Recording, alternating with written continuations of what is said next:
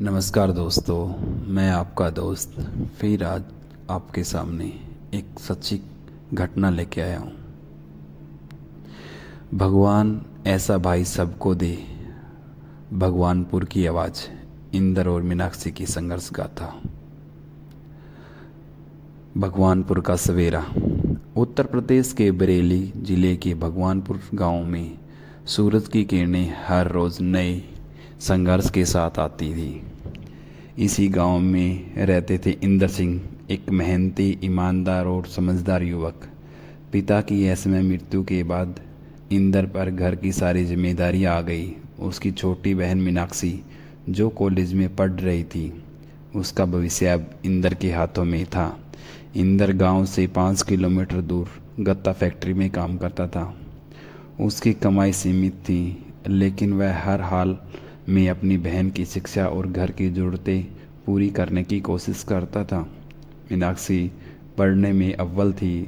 उसका सपना था एक दिन अपने भाई का सर गर्व से ऊंचा करना।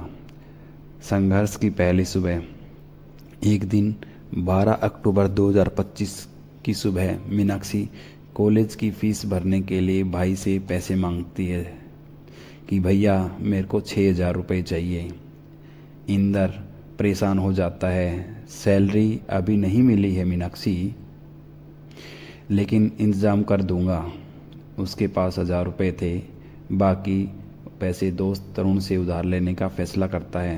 तरुण पड़ोस के गांव का एक अमीर और घमंडी लड़का था, जिसके पिता पुलिस अधिकारी थे।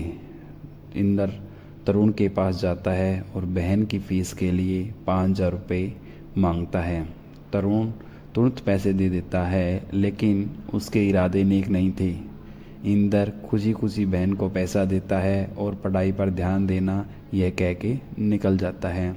उधर मीनाक्षी भी कॉलेज के लिए निकल पड़ती है। बस अड्डे पर पहली चुनौती। मीनाक्षी बस अड्डे पर ऑटो का इंतजार कर रही थी, तभी तरुण वहां पहुंचा। तरुण कहता है, मैंने तुम्हारे फीस के लिए पैसे दिए हैं, अब तुम्हें लौटाने की ज़रूरत नहीं।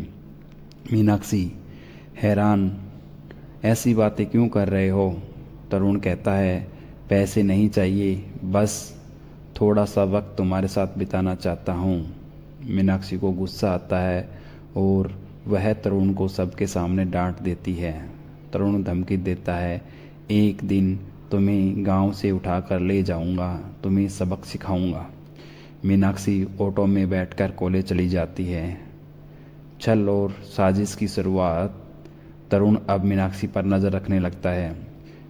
जानता है कि वह रोज़ सुबह सुरेश की ऑटो से कॉलेज जाती है।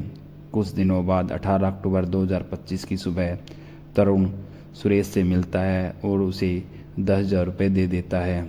आज मीनाक्षी को किसी तरह अकेले खेत में ले आना और मुझे फ़ोन करना। सुरेश लालच में आ जाता है। ऑटो लेकर बस अड्डे पहुंचता है।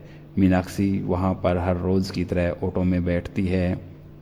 सुरेश सुनसान सड़क पर ऑटो रोकता है, ऑटो में खराबी बताता है। मीनाक्षी घबरा जाती है।